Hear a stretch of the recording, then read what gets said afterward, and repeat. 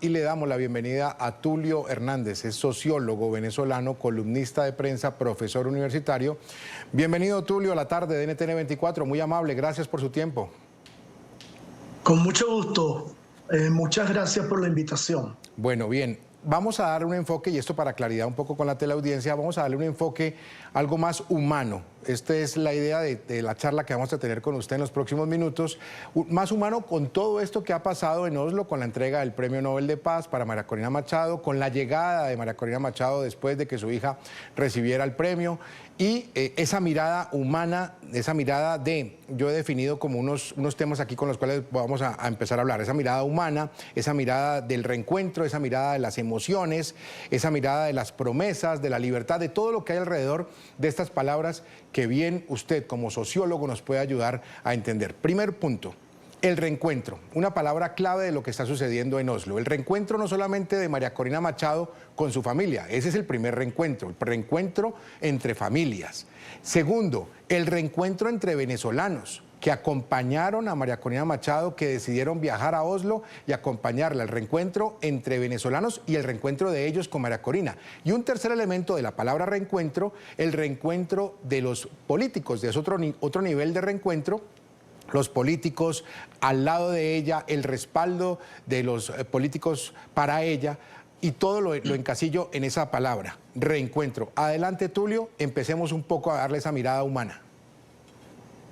Sí, lo primero que yo creo que debemos decir, y esto lo encontramos con los contenidos esenciales de los dos discursos en el acto de entrega del premio, es que está cargado todo de una profunda emotividad, de una gran sencillez en el manejo de los sentimientos y de una gran, yo diría, que presencia de lo femenino, del reconocimiento de los sentimientos más profundos que a veces a la masculinidad nos cuesta expresar. Por eso hubo una frase esta mañana en la rueda de prensa que hizo María Corina Machado, en la que decía: el dolor nos ha unido. Y esto es una cosa que desde que empezó su campaña en las elecciones primarias hasta el presente ha sido una constante. Y es incorporar el dolor junto a la esperanza, las tragedias personales, el sufrimiento individual y colectivo como parte de un discurso que además en esta ocasión fue compartido por el presidente de la Junta del Nobel. Entonces, esta idea que usted me propone del reencuentro ha sido fundamental, no solo por la propia imagen del reencuentro, sino por la inclusión en el discurso político de la sensibilidad, de el sentido individual y colectivo de lo que una socióloga brasileña llama el sufrimiento ético-político.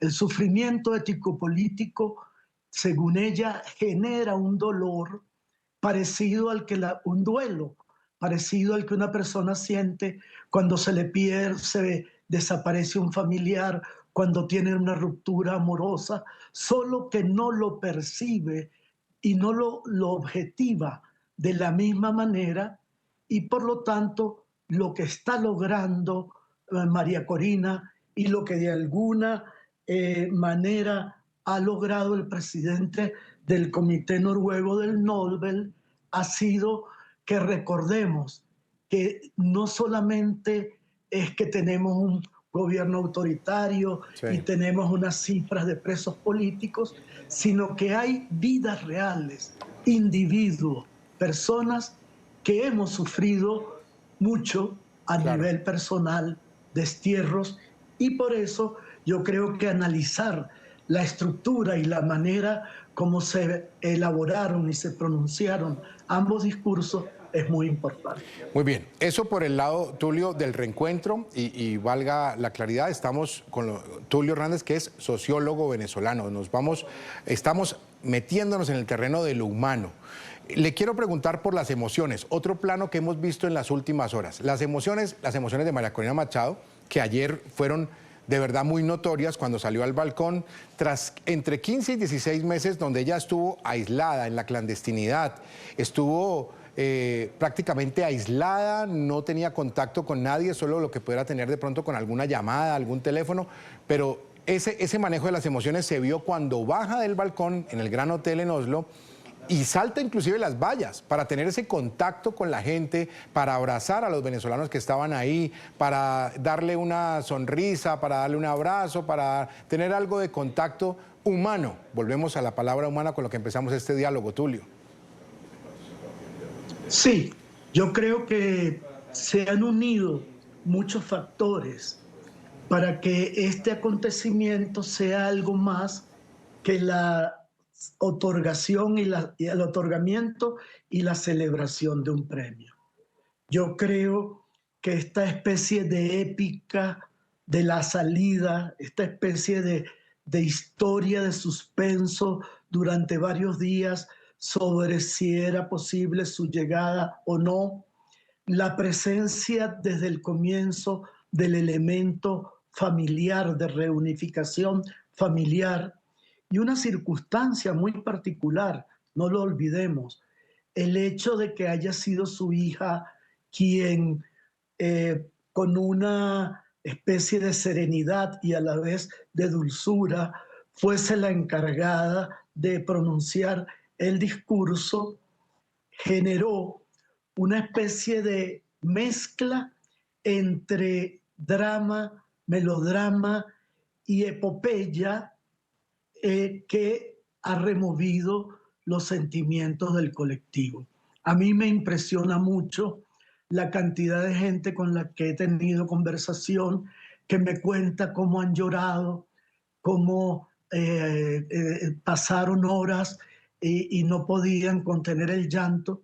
Incluso aquí en Bogotá, donde vivo, anoche, mientras ocurría la llegada de María Corina, un grupo de reflexión al que pertenezco, tres buenas amigas profesionales confesaban que habían llorado muchísimo. Entonces, este elemento que va más allá de lo sentimental ha marcado, insisto, no solamente el Nobel, sino el activismo, el discurso, la manera como, y aquí me permito una licencia, Claro. como lo femenino, un tipo de sensibilidad que a veces a lo masculino nos cuesta exhibir, reconocer y expresar, ha sido un aporte novedoso de la incursión de María Corina como nueva líder, como la líder que ha logrado darle un sentido a la resistencia democrática venezolana. Bien, entonces vamos chuleando. Hablamos de las emociones, hablamos del reencuentro, seguimos en el marco de lo humano y ahora le quiero poner otra palabra sobre la mesa, las promesas, lo que viene, lo que queda. ¿Y promesas por qué? Porque la primera promesa sería de María Corina para su pueblo, el volver, como lo ha dicho ella, lo más pronto posible, obviamente teniendo el factor de riesgo presente, el volver a acompañar a su pueblo, ese primer elemento. Y el segundo elemento que también surge es la diáspora venezolana, el volver, la promesa de que cuando vuelva María Corina con este premio sea aún más cargado el simbolismo y los venezolanos puedan regresar. Bueno, esta parte sí deberíamos revisarla con un poquito más de cuidado, Claro. porque efectivamente, ¿me está oyendo? Te oigo, Tulio, ¿Me está adelante. oyendo? Sí, Tulio, adelante. Sí, yo diría que esto de las promesas y del futuro hay que revisarlo con un poquito más de cuidado, porque si bien esto significa, o sea, estos acontecimientos de estos días significan más que un homenaje, un cambio, para utilizar una palabra de moda, un cambio en la narrativa global y un cambio en la manera como los propios venezolanos percibimos que se está comprendiendo nuestra situación a escala internacional. Que sea un hombre de otro país el que hace el yo acuso, uno de los expedientes más contundentes que en un evento internacional se hayan hecho contra el régimen militarista, autoritario, misógino y homofóbico que hay en Venezuela, es un gran avance y nos da nuevas esperanzas. Ahora, lo que viene no es fácil. No tenemos un camino lineal trazado, no tenemos la certeza y la seguridad de que en pocos días vamos a recuperar el Estado democrático y vamos a crear un gobierno. Lo que sí tenemos es la verificación de que hay una reserva emocional, una imaginación política, una capacidad organizativa y una emoción profunda y una líder que lo conduce. Pero tenemos que tener mucho cuidado en no hacernos ilusiones de que ya en pocos días estaremos todos los exiliados y los emigrantes y la diáspora y el éxodo regresando. Yo creo que tenemos que tomarlo con mucha responsabilidad y con mucha prudencia, sabiendo que no enfrentamos un régimen democrático, no enfrentamos ni siquiera una dictadura militar, porque, por ejemplo, la dictadura de Pinochet, que era una dictadura, sin embargo, fue responsable en la transición, respetando la constitución que ellos mismos habían hecho. Pero eso era un ejército. En cambio, nosotros no enfrentamos un ejército, enfrentamos una horda delincuencial, un grupo que se ha vinculado con lo peor de las formas de delitos del presente y que está asociada a formas de poder atrasadas. Entonces, lo más interesante de este momento es entender el tema de la paz y entender que el Nobel le ha sido otorgado de manera absolutamente legítima porque, como dijo el presidente de la Comisión del Nobel, la paz sin justicia no es paz. Muy bien. Y la democracia, los instrumentos de la paz son los instrumentos de la democracia. Yo quiero poner un ejemplo para que no confundamos paz con ausencia de guerra. Cuando la dictadura de Juan Vicente Gómez, la más larga junto a la del régimen chavista en la historia de Venezuela, había un lema oficial que era unión, paz y trabajo. Esa es la campaña oficial. Y las humoristas de la época lo decían, unión en las cárceles, trabajo en las carreteras, porque a los presos políticos los ponían a hacer las carreteras, y paz en los cementerios. Esa no es la paz que nosotros buscamos. Buscamos la paz con justicia.